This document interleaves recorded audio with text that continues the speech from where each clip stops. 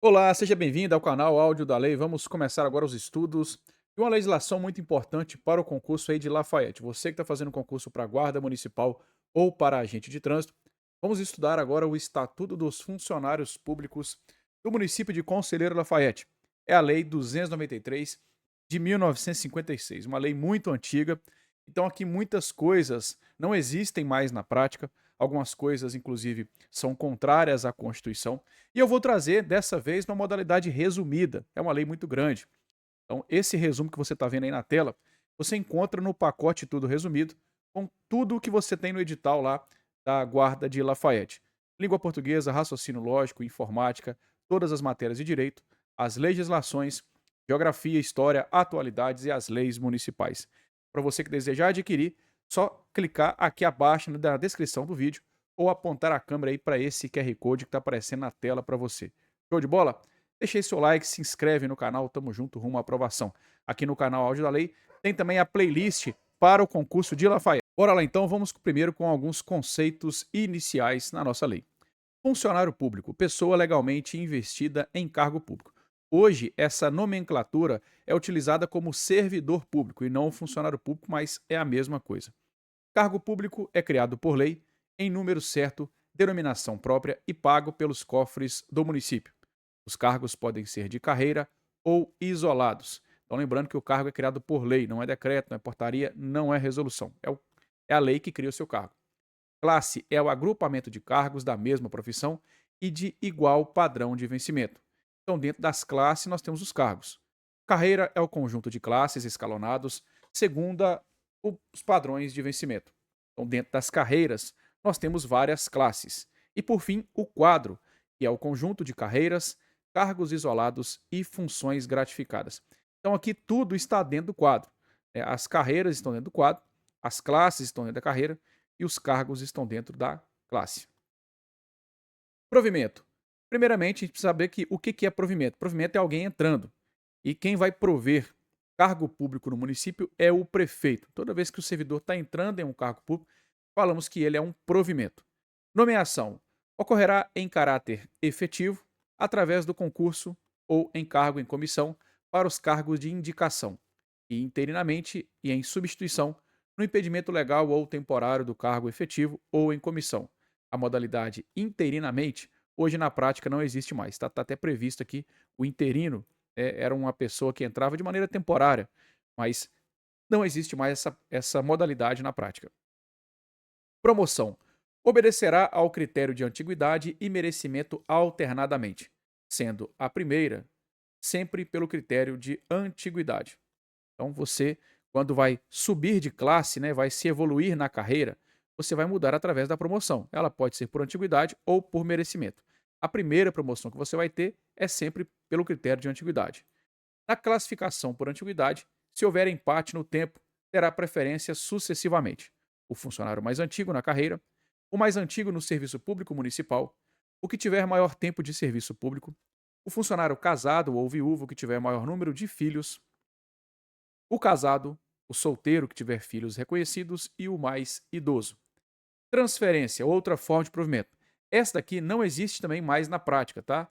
A Constituição Federal não recepcionou em 1988 essa forma de provimento. A banca pode cobrar o conceito dessa forma de provimento, mas acho pouco provável.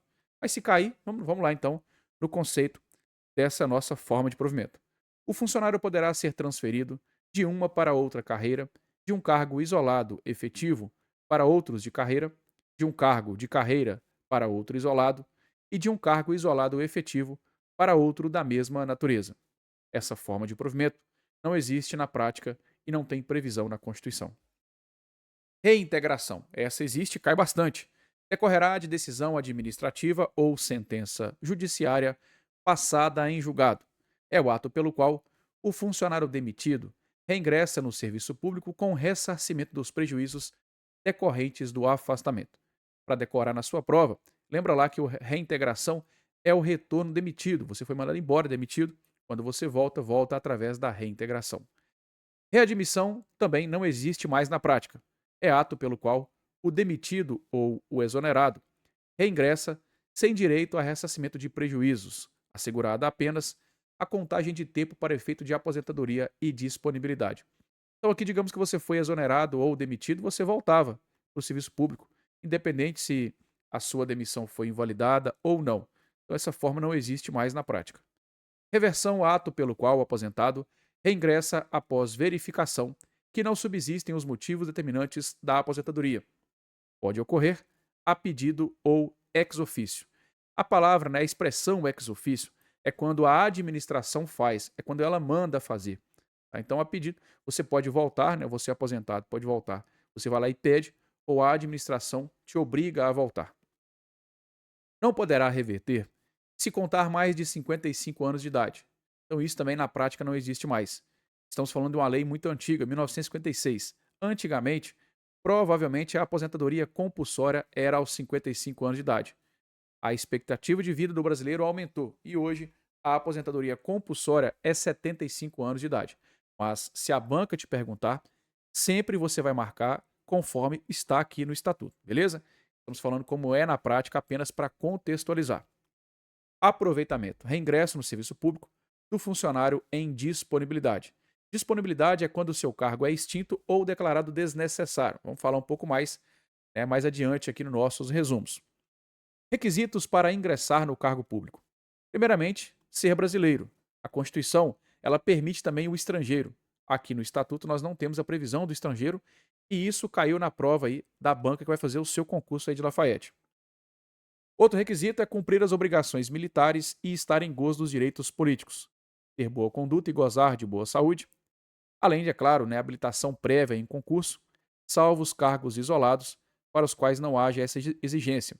E no caso aqui, por exemplo, é um cargo comissionado. Né? Cargo comissionado é de livre nomeação, não precisa de fazer concurso. Ter atendido às condições especiais prescritas para determinados cargos ou carreiras. Então pode ser que a lei que criou o seu cargo tenha outras condições a mais. Não poderá ser investido em cargo inicial de carreira se tiver mais de 40 anos de idade. Então, aqui mais uma vez, uma aberração na lei. Né? Hoje também isso aqui não existe na prática. Né? O seu concurso, inclusive, nem tem limite de idade. Mas, mesma coisa, a banca perguntou, com base nessa lei, você vai marcar o que está aqui. Apesar que é uma questão que eu acho que não cairia por conta dessa divergência. Os concursos deverão realizar-se dentro de 6 meses ao encerramento das respectivas inscrições. Estágio probatório. Esse período também está todo errado. Hoje, no Brasil, em qualquer cidade, nos estados ou na própria União, quem entra através de concurso público passa por 3 anos do estágio probatório. Aqui a lei ela traz 2 anos para cargo efetivo e 5 anos para demais casos. Então não existe isso na prática mais. Provavelmente não vai cair esse prazo na sua prova. Se cair, aí sim eu acredito que vai ser uma questão que será passível, né, de anulação. O que provavelmente a banca pode cobrar são os requisitos para a aprovação no probatório. Aí sim, é para você alcançar a estabilidade, ser aprovado no probatório, tem que satisfazer esses requisitos: idoneidade moral, assiduidade, disciplina e eficiência. Posse e exercício. Vamos então esses dois institutos muito importantes. Posse é o ato que investe o cidadão em cargo ou em função gratificada. Então, aqui é quando você é investido em cargo público. Não haverá posse nos casos de promoção, remoção, designação e reintegração. A posse poderá ser tomada por procuração, então alguém pode ir lá e tomar posse para você. O prazo da posse é 30 dias, podendo ser prorrogado por outros 30. E se você não tomar posse neste prazo, a gente fala que ela será tornada sem efeito. Exercício é o efetivo desempenho das atribuições do cargo. Então, após tomar posse, o próximo passo é entrar em exercício. O prazo também é 30 dias e pode ser prorrogado por outros 30. O prefeito é a autoridade competente para dar posse e exercício. Nenhum funcionário poderá ausentar-se do município para estudo ou missão, com ou sem ônus para os cofres públicos, sem autorização do prefeito. Se for com ônus para os cofres do município, ficará obrigado a prestar serviços pelo menos por mais 3 anos. Remoção. Cuidado, tá? Remoção e readaptação não são formas de provimento. A remoção que se processará a pedido do funcionário ou ex ofício, dar-se-á de uma para outra repartição ou serviço, de um para outro órgão de repartição ou serviço. É como se, por exemplo, uma professora da aula na escola do bairro A, ela é removida para uma outra escola do bairro B. A autoridade competente será também o prefeito para ordenar a remoção. Readaptação. Acontecerá nos casos de perda de capacidade funcional do estado físico ou condições de saúde, que não justifiquem a aposentadoria, e casos de desajustamentos funcional. Então, a readaptação, ela antecede uma aposentadoria por invalidez. A administração vai tentar te colocar num lugar que você possa se adaptar aí com as suas limitações, sejam físicas ou mentais. A readaptação será sempre ex officio. Tempo de serviço. Serão considerados de efetivo exercício para efeito de aposentadoria, promoção e adicionais os dias em que o funcionário estiver afastado do serviço em virtude de férias e férias-prêmio, casamento até 8 dias, esse prazo do casamento cai bastante, luto pelo falecimento do cônjuge, filho, pai, mãe e irmão, também até 8 dias, exercício de outro cargo estadual de provimento em comissão, convocação para o serviço militar, júri e outros serviços obrigatórios por lei, desempenho de mandato eletivo federal, estadual ou municipal, licença acidente em serviço ou doença profissional, licença gestante, adotante e paternidade, missão ou estudo de interesse da administração, noutros pontos do território nacional ou no estrangeiro, quando o afastamento houver sido expressamente autorizado pelo prefeito municipal. Vacância. Então, se no provimento alguém está entrando, na vacância alguém está saindo do cargo público e por isso ele está ficando vago. Nós temos como vacância a exoneração, demissão, promoção, transferência, aposentadoria, posse em outro cargo, desde que dela se verifique a acumulação vedada, e no falecimento. Das formas de vacância, a exoneração geralmente é a que mais cai em prova. Então ela pode acontecer a pedido do funcionário, aí você simplesmente pede para sair, a critério do prefeito, no cargo em comissão ou interino, quando o funcionário não satisfazer as condições de estágio probatório, então quando você é reprovado no probatório, você é exonerado, ou quando o funcionário interino não satisfizer as exigências para inscrição em concurso, ou ainda automaticamente após a homologação de resultado do concurso para provimento do cargo ocupado interinamente pelo funcionário. Então, essas opções 4 e 5 também na prática não existem mais. Demissão será aplicada como penalidade, e nós vamos ver mais abaixo aqui no nosso resumo. Inclusive, se você está gostando aí, né, adquire agora o pacote de resumos para a GCM e a Agente de Trânsito de Lafayette. Esses dois pacotes você encontra aí os materiais necessários para os seus estudos. Tem geografia, história, atualidades, você tem aí a lei orgânica de Lafayette, português, raciocínio lógico, informática e todas as matérias de direito. Vencimento e remuneração. O vencimento é a retribuição paga ao funcionário pelo exercício do cargo, ou seja, trabalhou, recebeu, né? A remuneração é o vencimento mais vantagens, que aqui a lei chama de cotas ou percentagens que, por lei, lhe tenham sido atribuídos. Então, quando você recebe a remuneração, que é um todo maior, quais seriam essas vantagens, né, que você recebe, que você vai oferir? Temos a ajuda de custo, diárias, auxílio para a diferença de caixa, abono de família, gratificações, honorários, adicionais previstos em lei e o apostilamento. O vencimento ou a remuneração não poderão ser objeto de arresto, sequestro ou penhora, salvo quando se tratar de prestação de alimentos ou dívidas à fazenda pública. Então ninguém pode retirar o seu dinheiro, o seu vencimento, a sua remuneração, a não ser que você está devendo, né, o município, colocar, por exemplo, que você bateu a viatura e a culpa é sua. Ou prestação de alimento, que é a pensão alimentícia. Ajuda de custo. Concedida ao funcionário quando designado para o serviço fora do município e destina-se a indenizar o funcionário das despesas de viagem e manutenção. Diárias. Ao funcionário que se deslocar da sede no desempenho de suas atribuições, será concedida uma diária a título de indenização, nas despesas de alimentação e pousada.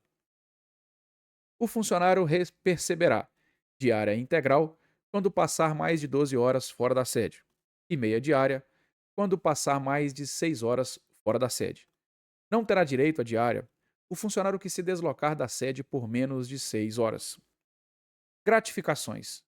Pelo exercício em determinadas zonas ou locais, pela execução de trabalho de natureza especial com risco de vida e saúde, pela elaboração de trabalho técnico ou científico de utilidade para o serviço público, para fazer parte de órgão legal de deliberação coletiva ou para cargo ou função de confiança, pela prestação de serviço extraordinário, de função de chefia e adicional por tempo de serviço.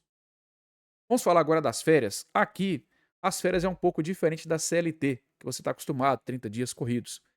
Em Lafayette são 25 dias úteis, ou seja, não conta sábado, domingo e feriado, não sendo permitido a acumulação de férias.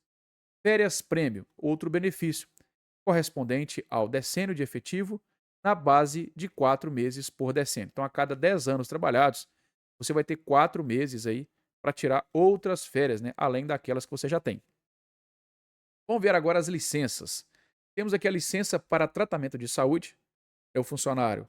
Essa licença, claro, né, não poderá dedicar-se a qualquer atividade remunerada. Licença à gestante, concedida à servidora gestante por 180 dias consecutivos, sem prejuízo da remuneração. Cuidado que na Constituição o prazo é 120 dias. No caso de natimorto, decorridos 30 dias, a servidora será submetida a exame médico e, se julgada apta, reassumirá o exercício. No caso de aborto atestado por médico, a servidora terá direito a 30 dias de repouso remunerado. E na licença paternidade, 5 dias consecutivos para o papai. A servidora que adotar ou obtiver guarda de criança de até 1 ano de idade serão concedidos 90 dias de licença remunerada. Se a criança tiver mais de 1 ano, será de 30 dias. Licença para tratar de interesses particulares. Depois de 2 anos de exercício, o funcionário poderá obter licença sem vencimento ou remuneração. Então, aqui é para você fazer o que quiser da sua vida. Você pega essa licença, pode ser até 2 anos, porém, você não recebe o seu vencimento ou remuneração, você fica sem receber nada. Poderá ser negada quando o afastamento for inconveniente ao interesse do serviço. Digamos, por exemplo, que na sua repartição está faltando servidor, então não vai ter como liberar você aí, então você não pega essa licença. Ela é no interesse da administração. Só poderá ser concedida nova licença depois de 2 anos da terminação da anterior.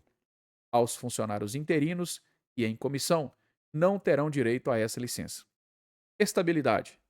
O funcionário adquire a estabilidade após a aprovação no estágio probatório e só perderá o cargo quando vitalícios, somente em virtude de sentença judiciária, e quando estáveis, no caso anterior, né, que é na sentença, caso em sentença judiciária passada em julgado, e no de se extinguir o cargo ou no de serem demitidos mediante processo administrativo em que lhes tenham assegurado amplas defesas. Lembrando que na Constituição temos também a previsão da perda da estabilidade, que é no caso de sentença judicial transitada em julgado, ou ainda processo administrativo que lhe seja assegurado ampla defesa e contraditório, ou nos casos de avaliação de desempenho satisfatórias para o servidor. Nós não temos aí a mesma redação entre Lafayette e Constituição.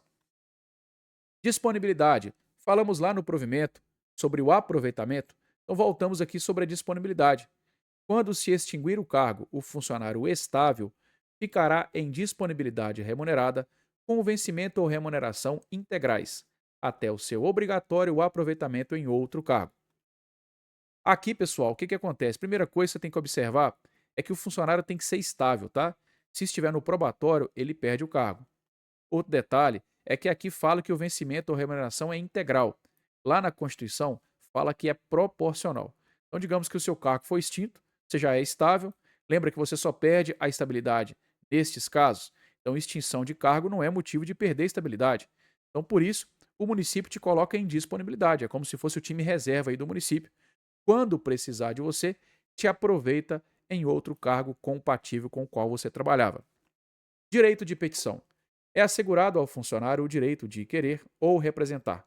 Então, o direito de petição é você pedir alguma coisa, em decorrência de uma ilegalidade ou abuso de poder. O requerimento e o pedido de reconsideração serão dirigidos ao prefeito, cabendo das decisões recurso para a Câmara Municipal. Responsabilidade. Pelo irregular exercício de suas atribuições, o funcionário responde civil, penal e administrativamente. Ele vai responder de maneira civil, num procedimento doloso ou culposo, que importe em prejuízo da fazenda municipal ou de terceiro. Tratando-se de dano causado a terceiro, responderá o funcionário perante a fazenda municipal em ação regressiva. Responsabilidade penal. Abrange os crimes e contravenções imputados ao funcionário. Responsabilidade administrativa.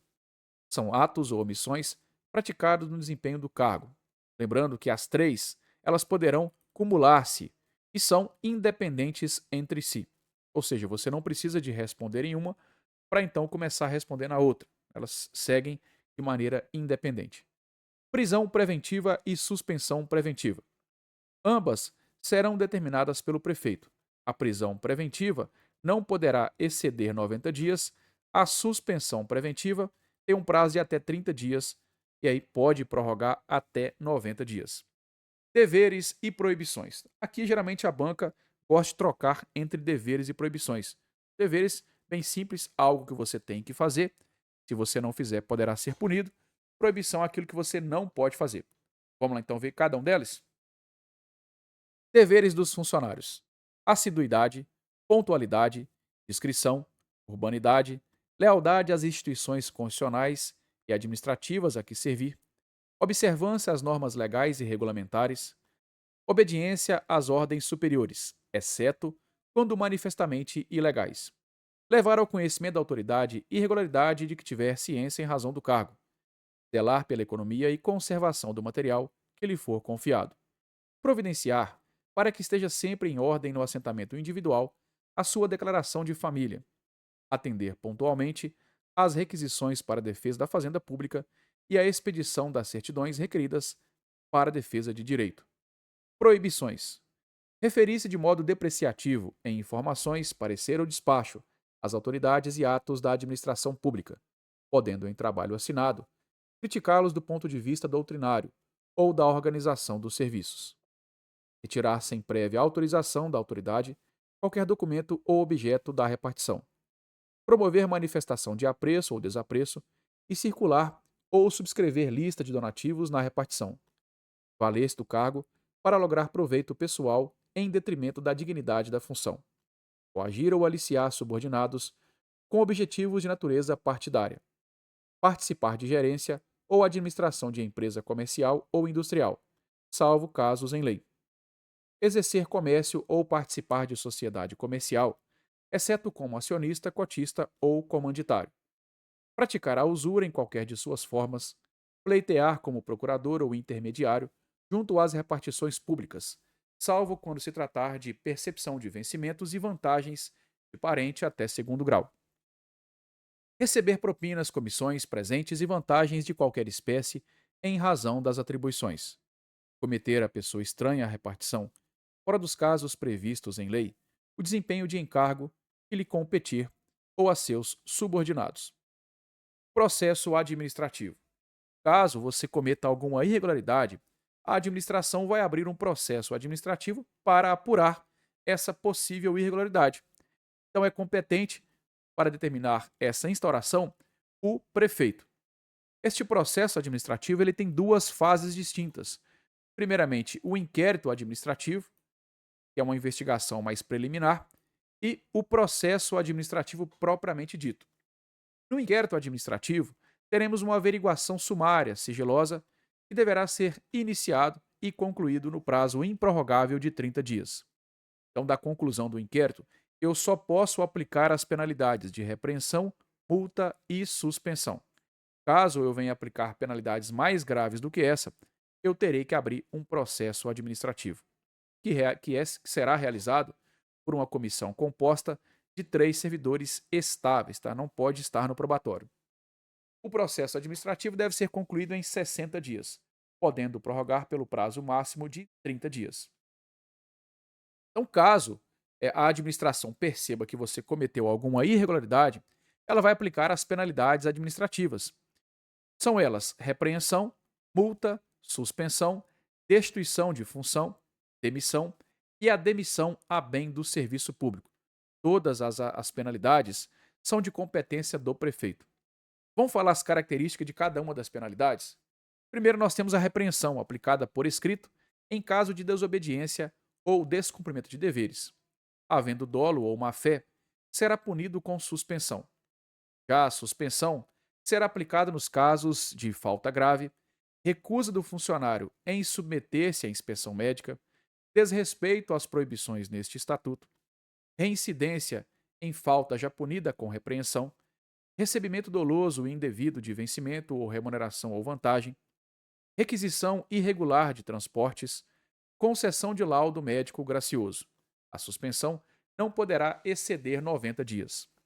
Destituição de função vai acontecer quando se verificar a falta de exação no seu desempenho ou quando se verificar que, por negligência ou benevolência, o funcionário contribuiu para que, se não apurasse, no devido tempo, a falta de outrem.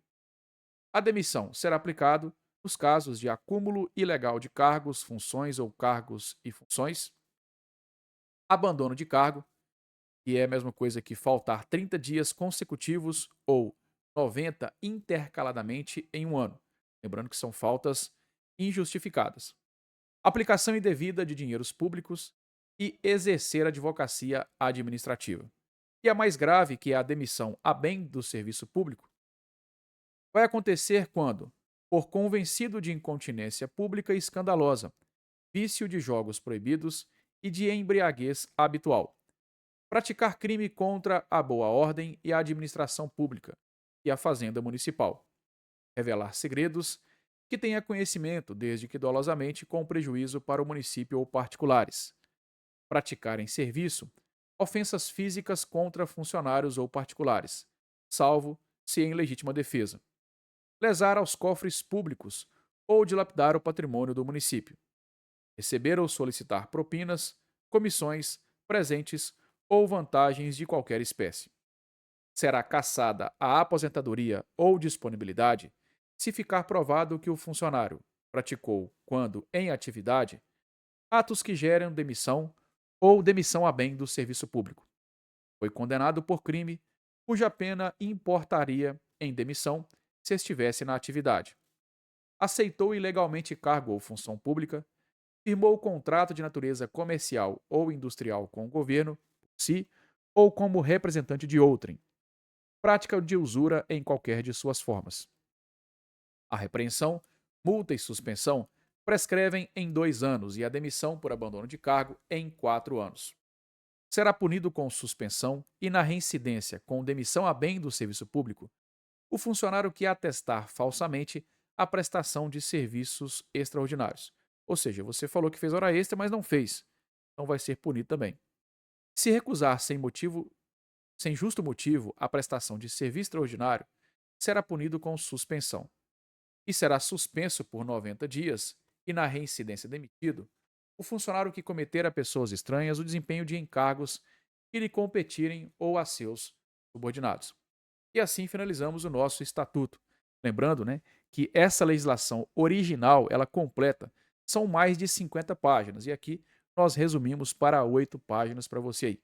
Beleza? Então, se gostou, deixa aí o seu like, se inscreve no canal, ative o sininho de notificações, deixa aqui no comentário qual legislação você não encontrou para o concurso de Lafayette. Vamos gravar aqui o áudio dessa legislação para você. Grande abraço, sucesso nos estudos, fique com Deus, até a próxima.